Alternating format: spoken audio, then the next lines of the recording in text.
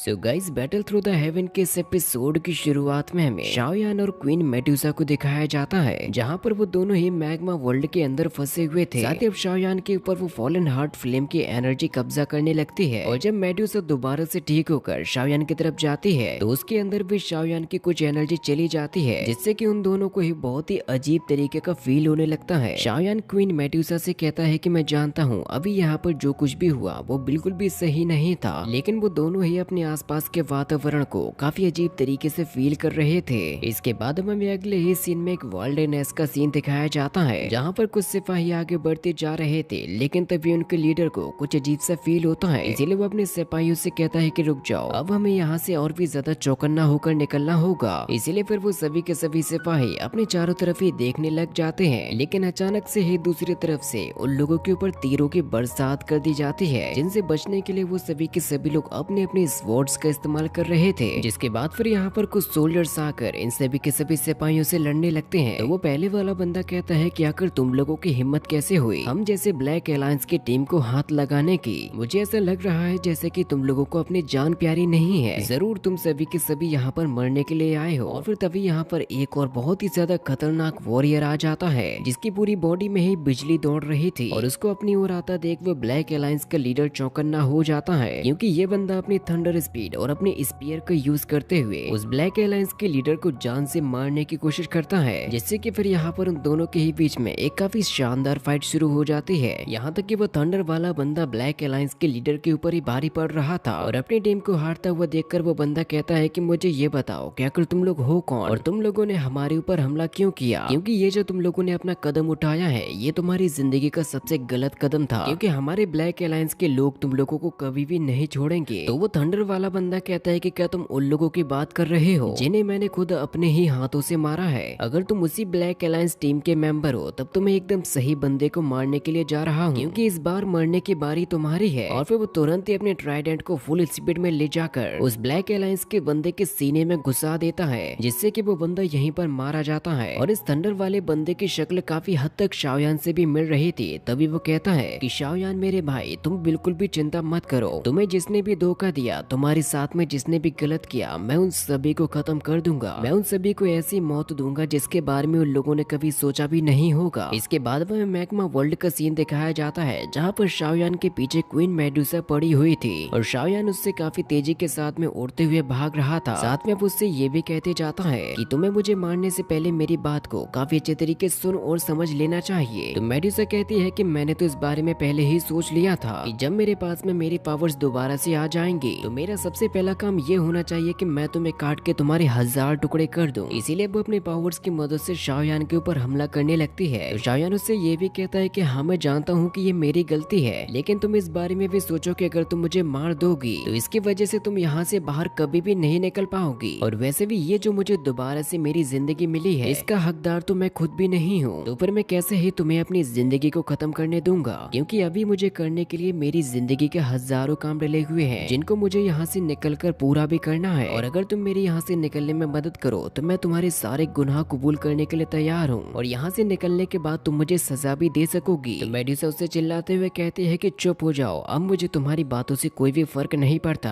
अब जब मैंने सोच लिया है कि मैं तुम्हें खत्म करूंगी तो मैं तुम्हें खत्म करके ही रहूंगी। मैं तुमसे कुछ लेना चाहती हूँ तो वो केवल एक ही चीज है, और वो है तुम्हारी जिंदगी। जिसके बाद फिर वो और भी ज्यादा पावर के साथ में शाओयान के ऊपर हमला करने लगती है। तो शाओयान मेडुसा से कहता है कि रुक जाओ, क्या तुम यहाँ पर थोड़ी सी देर के लिए शांत नहीं हो सकती? क्योंकि अगर तुम अपने दिमाग को ठंडा करो तो मैं तुम्हें सारी की सारी चीजें समझा सकता हूँ, लेकिन अगर तुम्हारी इच्छा है कि तुम अपनी सारी जिंदगी इसी मैग्मा वर्ल्ड में बिताना चाहती हो तब तो फिर ये तुम्हारी मर्जी है, क्योंकि मुझे मारने के बाद तुम भी जिंदा नहीं बच पाओगी। क्योंकि हमें यहाँ से निकलने के लिए जिस सील को ब्रेक करना है उसको तोड़ पाना तुम्हारी बस की बात नहीं है। इसीलिए उसे तोड़ने के लिए हम दोनों को ही अपनी पावर्स का यूज करना होगा, जिससे कि हम दोनों के लिए ही यहाँ से निकल पाना और भी ज्यादा आसान हो जाएगा। और अब शाओयान की इतनी सारी बातें सुनने के बाद मेडुसा थोड़ी सी शांत हुई थी, और वो इस बारे में भी सोचती है कि जब तक वो यहाँ से नहीं निकल जाती तब तक उसे शाओयान की बात मान लेनी चाहिए। और फिर जैसे ही वो यहाँ से निकलेगी वो इस हराम के पिल्ले से अपना बदला भी ले लेगी, और वो अपने इसी चाल पर भरोसा रखती है कि अब उसको यही करना है। इसके बाद अब हमें अगले ही सीन में इनर कोर्ट का सीन दिखाया जाता है, जहाँ पर शाओयान की हीरोगिरी की वजह से उसका एक काफी बड़ा स्टैचू बना दिया गया था, जिसके सामने यूआर खड़ी हुई होती है। और फिर तभी तभी यहाँ पर जियान आ जाती है, जिसके साथ में उसके बाकी के दोस्त भी थे। जियान उससे कहती है कि तुम यहाँ पर क्या कर रही हो। तो फिर यूआर यहाँ पर जियान और उन सभी के सभी लोगों से कहती है कि मुझे पता नहीं ऐसा क्यों लगता है जैसे कि शाओयान अभी भी जिंदा हो, भले ही उसको गए हुए काफी ज्यादा समय हो चुका है, लेकिन मेरा मन इस बात को एक्सेप्ट ही नहीं करता कि वो चला गया। तो फिर जियान यहाँ पर यूआर से कहती है कि जैसा कि हम सभी ने देखा कि शाओयान के ऊपर मीटेरिक हर्ट फ्लेम के द्वारा हमला किया गया था, जिसने शाओयान को अपने अंदर भी निगल लिया था। तो वो तुम ही मुझे बताओ कि अब शाओयान के उससे बचने के कितने चांसेस हो सकते हैं। तो यूआर कहती है कि हाँ, तुमने भी एकदम सही कहा, लेकिन मेरा दिल इस बात की गवाही नहीं देता। पता नहीं मुझे इस बात को एक्सेप्ट करने के लिए कितना ज्यादा और समय लगेगा, लेकिन मेरा दिल इस बात को भी चीख चीख कर कह रहा है कि यहाँ पर बहुत ही जल्द कुछ न कुछ बहुत बड़ा होने वाला है। तभी एक बंदा कहता है कि अच्छा हुआ यहाँ पर जो गायरू नहीं था, क्योंकि अगर वो यहाँ पर होता। लेकिन फिर तभी उन लोगों को कुछ अजीब सी आवाजें आने लगती हैं और वो लोग जैसे ही आगे बढ़कर देखते हैं तो उन्हें अपने सामने अपने सभी के सभी मास्टर्स नजर आते हैं। वैसे भी एल्डर्स ने उन सभी लोगों को यहाँ पर आने से मना किया था। वुहाओ कहता है कि मैंने ये नहीं सोचा था कि हमारे मास्टर्स अभी तक यहाँ पर रुके होंगे, क्योंकि हमारी एकेडमी के काफी सारे स्ट्रॉन्ग लोगों को कॉन्टिनेंट के बारे में खोजने के लिए भेज दिया गया था, ताकि वो उन सभी के सभी हमलावरों के बारे में पता लगा सके कि उनका ठिकाना कहाँ है और वो कहाँ से हमला करते हैं। तभी एक लड़की कहती है कि लिनजियो और लिन के इनर कोर्टयार्ड को कल्टीवेट करके और भी ज्यादा पावरफुल बनाना चाहते हैं, क्योंकि अगर कभी भी इस तरीके की सिचुएशन में हम लोग दोबारा फंसते हैं तो उस मुसीबत से निपटने के लिए हमारे पास में पहले से ही एक साधन होगा। और वैसे भी लिनयान तो बहुत ही ज्यादा जिद्दी इंसान है, क्योंकि उन्होंने तो वैसे भी शाओयान के साथ में एक वादा किया था कि वो हमेशा ही उसके साथ में रहेंगे, इसीलिए वो उसको कुछ भी करके बचाना चाहते हैं। लेकिन अब देखकर ऐसा लगता है कि शायद वो भी हार मान चुके हैं। और फिर तभी यहाँ पर एल्डर शू अपने सभी के सभी स्टूडेंट से कहते हैं कि अगर हमारा शाओयान अभी भी जिंदा है तो वो इस समय अपनी जिंदगी के सबसे ज्यादा मुश्किलों भरी दिनों को सहन कर रहा होगा। इसीलिए हम सभी लोगों ने मिलकर इस बात को डिसाइड किया है कि सबसे पहले हम लोग टावर के फर्स्ट गेट को ओपन करेंगे, जिसके बाद फिर सभी के सभी लोग अपना कल्टीवेशन भी शुरू कर देंगे। लेकिन मेरी इस बात को भी याद रखना